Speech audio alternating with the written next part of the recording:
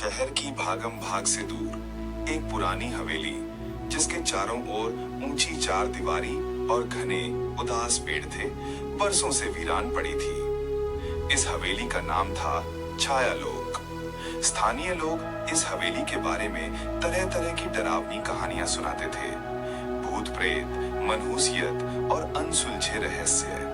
लेकिन इन सब कहानियों के बावजूद चार दोस्तों के मन में इस हवेली के प्रति एक अजीब सी अनछुई उत्सुकता घर कर गई थी। नेहा, रमन, समीर और प्रिया कॉलेज के दिनों से ही अटूट दोस्त थे। वे रोमांच के दीवाने थे और हमेशा कुछ नया, कुछ ऐसा करने की तलाश में रहते थे जो उन्हें सामान्य जीवन से बाहर ले जाए। उस रात चांदनी थोड़ी धुंधली थी, हवा में एक अजीब सी सिहरन थी और शहर की बाकी दुनिया गहरी नींद में सो रही थी। पर इन चारों के लिए ये एक नई, अनजानी शुरुआत का समय था। यार, आज तो रात का पूरा मूड ही अलग है। रमन ने अपनी बाइक का इंजन स्टार्ट करते हुए कहा। छायालोक का गेट वैसे भी खुला ही रहता है, मैंने सुना है। समीर ने अपनी जैकेट का कॉलर कसते हुए कहा। नेहा, जो स्वभाव से थोड़ी घबराई हुई थी, हिचकिचाते हुए बोली, लेकिन क्या ये सब सच है? मैंने इसके बारे में बहुत डरावनी बातें सुनी है। लोग कहते हैं कि वहां। प्रिया, जो हमेशा सबसे ज्यादा साहसी और बेबाक थी, हंसी। अरे बस बातों का डर है नेहा, असल में कुछ नहीं होता। हम बस थोड़ी सी एडवेंचर के लिए जा रहे हैं। वे छायालोक हवेली के लोहे के जंग खाए फाटक के सामने पहुंचे। फाटक थोड़ा झुका हुआ था, जैसे किसी अदृश्य शक्ति ने उसे धक्का दिया हो और आमंत्रित कर रहा हो। अंदर एक घना, बेतरतीब बढ़ा हुआ बगीचा था, जिसमें झाड़ियां बेतहाशा उगाई थीं और टूटी हुई वीरान मूर्तियां बिखरी पड़ी थीं, मानो सदियों से उन्हें किसी ने छुआ तक न हो। हवेली खुद एक भयानक आकृति की तरह खड़ी थी। उसकी काली, सूनी खिड़कियां जैसे अंधेरी आंखों से उन्हें घूर रही थीं। उन्होंने अपनी टॉर्च जलाई और हवेली के अंदर कदम रखा। धूल की मोटी परत, मकड़ी के घने जाले और सड़ी हुई लकड़ी की एक अजीब सी गंध ने उनका स्वागत किया। दीवारों पर लगे फीके पड़े वॉलपेपर किसी पुरानी, डरावनी फिल्म के सेट की याद दिला रहे थे। फर्नीचर भारी काले कपड़ों से ढका हुआ था, मानो किसी ने सदियों से उसे छुआ न हो और अब वे चीजें खुद दम घुटने की कतार पर हों। यहाँ तो सच में कोई नहीं रहता, समीर ने कहा। बस थोड़ा सा भूतिया माहौल है, प्रिया ने एक झूठी हंसी के साथ कहा। लेकिन उसकी अपनी आंखों में भी एक अजीब सी जिज्ञासा थी। वे एक एक करके कमरे दर कमरे भटकने लगे। हर कमरे में एक अलग कहानी थी। हर कोने में एक अनकहा डर छिपा हुआ था। तभी एक बड़े से हॉल में, जहां पर एक पुराना, धूल से सना हुआ पियानो पड़ा था, उनकी नजर एक पुरानी, भारी लकड़ी की पेटी पर पड़ी। पेटी पर बारीक, जटिल नक्काशी की गई थी और वो धूल से इतनी ढकी हुई थी कि उसकी असली बनावट दिखाई नहीं दे रही थी। ये क्या है? नेहा ने पूछा। रमन ने अपनी टॉर्च की रोशनी पेटी पर डाली और उसे खोलने की कोशिश की। पेटी का ढक्कन थोड़ा अटक गया था, लेकिन जोर लगाने पर खुल गया। अंदर एक ओइजा बोर्ड था, लकड़ी का बना, जिस पर अंग्रेजी के अक्षर, अंक और यस, नो, गुड बाय बड़े बड़े अक्षरों में लिखे हुए थे। साथ में एक छोटा सा त्रिकोणीय पॉइंटर भी था जो उस पर रखा हुआ था। ओइजा बोर्ड! समीर की आंखें आश्चर्य और उत्साह से चमक उठी। मैंने इसके बारे में पढ़ा है। कहते हैं इससे हम मरने वालों से बात कर सकते हैं। क्या बकवास है, प्रिया ने कहा। चलो कोशिश करते हैं, नेहा ने हिचकिचाते हुए कहा। मुझे सच में डर लग रहा है, यह सही नहीं होगा। डरने की कोई बात नहीं है, प्रिया ने उसका हाथ थामते हुए कहा। हम सब साथ हैं, बस थोड़ी देर के लिए। उन्होंने ओइजा बोर्ड को हॉल के बीच में फर्श पर रखा। चारों ने बारी बारी से अपनी उंगलियां सिक्के पर रखी। एक अजीब सी खामोशी छा गई, जो अब तक की हवेली की खामोशी से भी ज्यादा भारी और डरावनी थी। ऐसा लगा जैसे समय थम गया हो। क्या कोई है यहाँ? रमन ने पूछा। कुछ देर तक कोई हरकत नहीं हुई। चारों ने एक दूसरे की ओर देखा। तभी सिक्का धीरे धीरे हिला। वो वाई पर गया, फिर ई पर, फिर एस पर। सबके दिल जोरों से धड़कने लगे, उनकी सांसें अटक गई। तुम कौन हो? समीर ने पूछा। प्लानचेट पहले एम पर गया, फिर ए पर, फिर आर पर, फिर वाई पर। मेरी? प्रिया ने कहा। क्या तुम मेरी हो?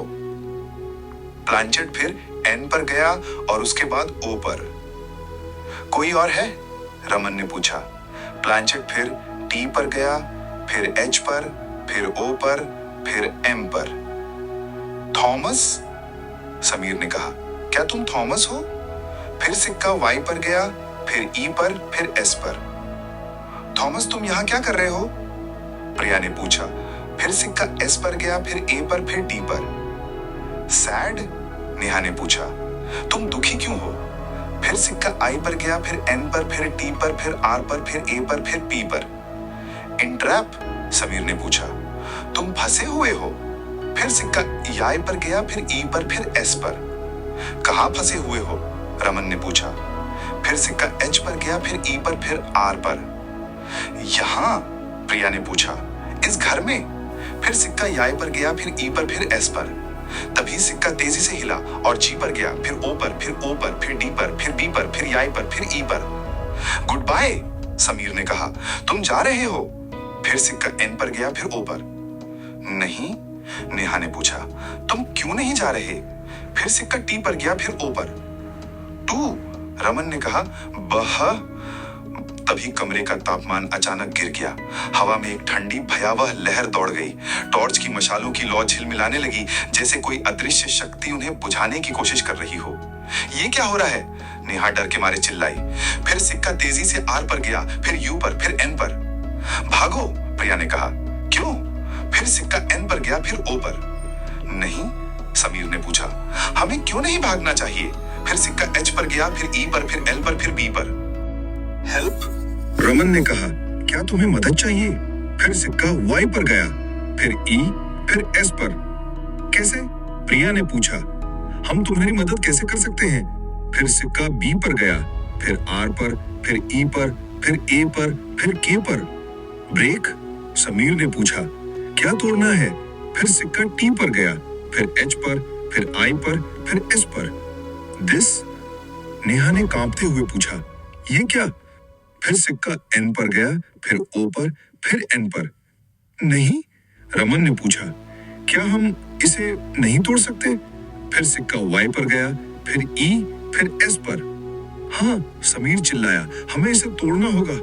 तभी फिर सिक्का अपनी मर्जी से बिना उंगलियों को छुए तेजी से वाई से ई से एस की ओर भागा और फिर एन से ओ की ओर। ऐसा लग रहा था जैसे सिक्का खुद अपनी मर्जी से चल रहा हो, जैसे कोई उसे बेकाबू कर रहा हो। ये नहीं रुक रहा, प्रिया चिल्लाई। फिर सिक्का ए पर गया, फिर एल पर, फिर डब्ल्यू पर, फिर ए पर, फिर वाई पर। ऑलवेज? नेहा ने पूछा। हमेशा? फिर सिक्का एस पर गया, फिर टी पर, फिर यू पर, फिर सी पर, फिर के पर। स्टक? रमन ने कहा। फंसे हुए? फिर सिक्का वाई पर गया, फिर ई, फिर एस पर। हम सब फंस गए हैं, समीर ने धीरे से कहा। उसकी आवाज में निराशा थी। तभी हवेली की सीढ़ियों से एक भारी धीमी आवाज आने लगी, जैसे कोई भारी चीज जमीन पर घसीटी जा रही हो। हवा और ठंडी हो गई और उन्हें लगा जैसे कोई उन्हें अदृश्य नजरों से देख रहा हो, उनकी हर हरकत पर नजर रख रहा हो। हमें यहाँ से निकलना होगा, नेहा चीखी। उसकी आवाज में दहशत थी। वे उठे और सिक्का से अपनी उंगलियां हटाई, लेकिन सिक्का फिर भी हिलता रहा। तेजी से एन पर गया, फिर ओ पर, फिर एन पर, फिर ओ पर। ये क्या है? प्रिया ने डर के मारे कहा। फिर सिक्का एन पर गया, फिर ई पर, फिर वी पर, फिर ई पर, फिर आर पर। नेवल? रमन ने कहा। कभी नहीं। फिर सिक्का एल पर गया, फिर ई पर, फिर ए पर, फिर वी पर, फिर ई पर। लीव? समीर ने पूछा। छोड़ना? फिर सिक्का वाई पर गया, फिर ई, फिर एस पर। हाँ, नेहा चीखी। हम जा रहे हैं। वे भागे जैसे उनकी जान खतरे में हो। सीढ़ियों से आने वाली आवाज तेज हो गई थी, जैसे कोई उनके पीछे दौड़ा आ रहा हो। हवेली के अंदर से अजीब अजीब फुसफुसाहटें सुनाई देने लगी, जैसे कई आवाजें एक साथ बोल रही हों। दीवारों पर लगी पुरानी पेंटिंग्स की आंखें जैसे उन पर टिक गईं और उन्हें घूरने लगीं। जैसे ही वे बाहर निकलने के लिए मुख्य दरवाजे की ओर भागे, हवेली का भारी लोहे का मुख्य दरवाजा जोर से बंद हो गया। उन्होंने उसे खोलने की कोशिश की, उसे धक्का दिया, खींचा, लेकिन वो टस से मस नहीं हुआ। वे हवेली के अंदर पूरी तरह से फंस गए थे। डर की एक असहनीय लहर उनके शरीर में दौड़ गई। वे हवेली के अंदर पूरी तरह से कैद हो गए थे। बाहर निकलने का कोई रास्ता नहीं दिख रहा था। टॉर्च की मशालें भी अब मंद पड़ने लगी थीं। उनकी रोशनी जैसे उनके डर को और गहरा कर रही थी। ये क्या हुआ? रमन ने बार बार दरवाजे को धक्का देते हुए कहा। गेट बंद हो गया, समीर ने चिल्लाया। उसकी आंखों में भय था। प्रिया ने अपनी छोटी सी हैंडबैग से तेज नाकू निकाला और दरवाजे के भारी कुंडे को तोड़ने की कोशिश करने लगी, लेकिन वो बहुत मजबूत थी और नाकू उसमें केवल निशान ही बना सका। तभी वे हॉल में वापस लौटे, जहां ओएजा बोर्ड अभी भी फर्श पर रखा था। सिक्का अभी भी उस पर रखा हुआ था, लेकिन अब वो धीरे धीरे अनमने ढंग से हिल रहा था। जी पर, फिर ओ पर, फिर ओ पर, फिर डी पर, फिर बी पर, फिर वाई पर, फिर ई पर। ये फिर से गुड बाय कह रहा है, नेहा ने कांपते हुए कहा। लेकिन हमने तो अभी छोड़ा ही नहीं, समीर ने कहा। उसकी आवाज में आश्चर्य था। फिर सिक्का एन पर गया, फिर ओ पर, फिर एन पर, फिर ओ पर। नहीं, रमन चिल्लाया, हम नहीं जाएंगे। फिर सिक्का आई पर गया, फिर एस पर। इज? प्रिया ने पूछा। क्या है? फिर सिक्का एन पर गया, फिर ओ पर, फिर टी पर। नॉट, नेहा ने कहा। नहीं। फिर सिक्का ओ पर गया, फिर यू पर, फिर आर पर। आवर, समीर ने पूछा। हमारा। फिर सिक्का एस पर गया, फिर पी पर, फिर ई पर, फिर ए पर, फिर के पर, फिर ई पर, फिर आर पर। स्पीकर, रमन ने कहा। क्या ये किसी और की आवाज है? फिर सिक्का वाई पर गया, फिर ई, फिर एस पर। किसकी? प्रिया ने पूछा। फिर सिक्का टी पर गया, फिर एच पर, फिर ई पर, फिर एम पर। देम, समीर ने कहा। किन की?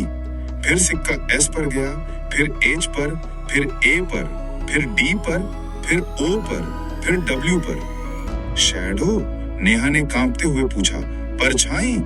फिर सिक्का वाई पर गया, फिर ई, फिर एस पर। ये हमसे बात कर रहा है, रमन ने कहा, लेकिन ये हमारी मदद नहीं कर रहा। तभी हवेली के एक कोने से एक अजीब सी कर्कश आवाज आई, जैसे कोई शीशा तोड़ रहा हो या धातु को खरोच रहा हो। ये आवाजें कहां से आ रही हैं? प्रिया ने चारों ओर देखकर पूछा। फिर सिक्का आई पर गया, फिर एन पर। इन, समीर ने कहा। अंदर। फिर सिक्का टी पर गया, फिर एच पर, फिर ई पर, फिर डब्ल्यू पर, फिर ए पर, फिर एल पर, फिर एल पर, फिर एस पर। इन द वॉल्स, नेहा ने पूछा। दीवारों में। फिर सिक्का वाई पर गया, फिर ई, फिर एस पर। दीवारों में कौन है? रमन ने पूछा। फिर सिक्का टी पर गया, फिर एच पर, फिर ई पर, फिर एम पर। देम, समीर ने कहा। वो लोग। फिर सिक्का एस पर गया, फिर एच पर, फिर ए पर, फिर डी पर, फिर ओ पर, फिर डब्ल्यू पर। शैडो, नेहा ने कांपते हुए पूछा। परछाई। फिर सिक्का वाई पर गया, फिर ई, फिर एस पर। ये हमसे बात कर रहा है, रमन ने कहा, लेकिन ये हमारी मदद नहीं कर रहा। तभी हवेली के बीचों बीच, जहां पुराना पियानो रखा था, एक काली घनी आकृति उभरने लगी। वो धीरे धीरे आकार ले रही थी और उसकी लाल अंगारों जैसी आंखें हवेली के अंधेरे को चीर रही थीं। वो आ गया, समीर चिल्लाया। उसकी आवाज में दहशत थी। फिर सिक्का तेजी से ए पर गया, फिर एन पर गया, फिर जी पर गया, फिर आर पर गया, फिर वाई पर गया। एंग्री, नेहा ने पूछा। गुस्सा। फिर सिक्का वाई पर गया, फिर ई, फिर एस पर। वो गुस्से में है, रमन ने कहा। हमसे। काली आकृति और पास आ गई। उनके शरीर पर एक अजीब सा असहनीय दबाव महसूस होने लगा। हवा इतनी भारी हो गई थी कि सांस लेना मुश्किल हो रहा था, जैसे कोई अदृश्य हाथ उनका गला घोंट रहा हो। हमें ये बोर्ड तोड़ना होगा, प्रिया ने दृढ़ता से कहा। उन्होंने बोर्ड को पकड़कर जमीन पर पटकने की कोशिश की, उसे खींचने की कोशिश की, लेकिन वो इतना भारी था जैसे हवेली की नींव में जड़ें जमा चुका हो। ये नहीं हिल रहा, समीर ने कहा। फिर सिक्का एस पर गया, फिर टी पर गया, फिर ए पर गया, फिर वाई पर गया। स्टे, नेहा ने पूछा। रुकना होगा। फिर सिक्का वाई पर गया, फिर ई, फिर एस पर। हमें रुकना होगा, रमन ने कहा। हम नहीं रुकेंगे। उन्होंने अपनी सारी ताकत झोंक दी। आखिरकार कई कोशिशों के बाद ओइजा बोर्ड लकड़ी के 2 टुकड़ों में टूट गया। जैसे ही बोर्ड टूटा, हवेली में एक भयानक गड़गड़ाहट हुई। काली आकृति एक भयानक चीख के साथ धुएं में बदल गई, जैसे कोई आत्मा मुक्त हो रही हो। लेकिन वो चीख हवा में तैरती रही, उनके कानों में गूंजती रही। जब गड़गड़ाहट और चीख बंद हुई तो हवेली में एक अजीब सी दबी हुई शांति छा गई। हवा पहले की तरह ठंडी नहीं थी और दीवारों पर बनी आकृतियां गायब हो गई थीं। मुख्य दरवाजा अब खुला हुआ था, जैसे वे कभी फंसे ही न हों। वे भागे बिना पीछे देखे। हवेली से बाहर निकलकर वे अपनी बाइक्स की ओर भागे और जितनी जल्दी हो सके वहां से निकल गए। शहर की लाइट्स उन्हें उम्मीद की किरण लग रही थी। वे सुरक्षित थे, या ऐसा उन्हें लग रहा था। अगले दिन जब वे मिले तो किसी की भी आंखों में नींद नहीं थी। उनके चेहरे पर डर और सदमे के निशान साफ झलक रहे थे। क्या वो सच में चला गया? नेहा ने पूछा। मुझे नहीं पता, रमन ने कहा, लेकिन वो अनुभव मैं कभी नहीं भूलूंगा। वो बोर्ड खुद चल रहा था, समीर ने कहा, जैसे कोई हमें कंट्रोल कर रहा हो, हमसे खेल रहा हो। शायद हमने उसे नाराज कर दिया, प्रिया ने कहा। लेकिन वो रात का अनुभव उनके दिमाग से निकल नहीं रहा था। रात को उन्हें अजीब सपने आने लगे। उन्हें ऐसा लगता था जैसे कोई उन्हें देख रहा है, कोई उनकी हर सांस पर नजर रख रहा है, कोई उनके साथ, उनके करीब है। एक रात समीर ने अपने फोन पर एक अनजाना नंबर देखा। उसने हिचकिचाते हुए उठाया। हेलो? दूसरी ओर से सिर्फ एक फुसफुसाहट आई। STUCK। समीर की चीख निकली और उसने फोन फेंक दिया, जैसे वो जल रहा हो। रमन को हर रात अपने कमरे में ओएजा बोर्ड की लकड़ी पर उंगलियों के चलने की आवाज सुनाई देती थी, जैसे कोई उस पर धीरे धीरे पॉइंटर चला रहा हो। नेहा को हर तरफ, हर कोने में काली परछाई दिखने लगी जो उसे घूर रही थी। प्रिया को रात में अजीब सपने आते थे, जिसमें वो ओएजा बोर्ड पर पॉइंटर चला रही होती और फिर सिक्का YES पर रुक जाता और एक भयानक, खौफनाक हंसी गूंजती। उन्होंने हवेली को भूलने की कोशिश की, उस रात को भूलने की कोशिश की, लेकिन हवेली ने उन्हें नहीं भुलाया था। वो ओएजा बोर्ड, वो रात, वो परछाई, वो अनकही चीख अब उनके जीवन का हिस्सा बन गई थी। एक ऐसा हिस्सा जिसे वे कभी भी अलग नहीं कर सकते थे। शहर की उस वीरान हवेली छायालोक आज भी वहां खड़ी है, अपनी पुरानी डरावनी कहानियों को समेटे हुए। और कभी कभी जब हवा चलती है तो लगता है जैसे कोई ओएजा बोर्ड पर धीरे धीरे पॉइंटर चला रहा हो और एक फुसफुसाहट हवा में घुल रही हो। NEVERLEAVE।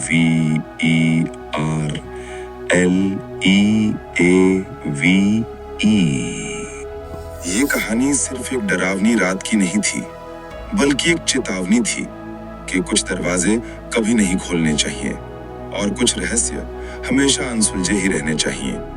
क्योंकि कभी कभी जो चीजें हमसे बात करने की कोशिश करती हैं, वो असल में हमसे जीने की उम्मीदें छीन लेती हैं और हमें उन अंधेरों में धकेल देती हैं जहां से वापसी नामुमकिन होती है।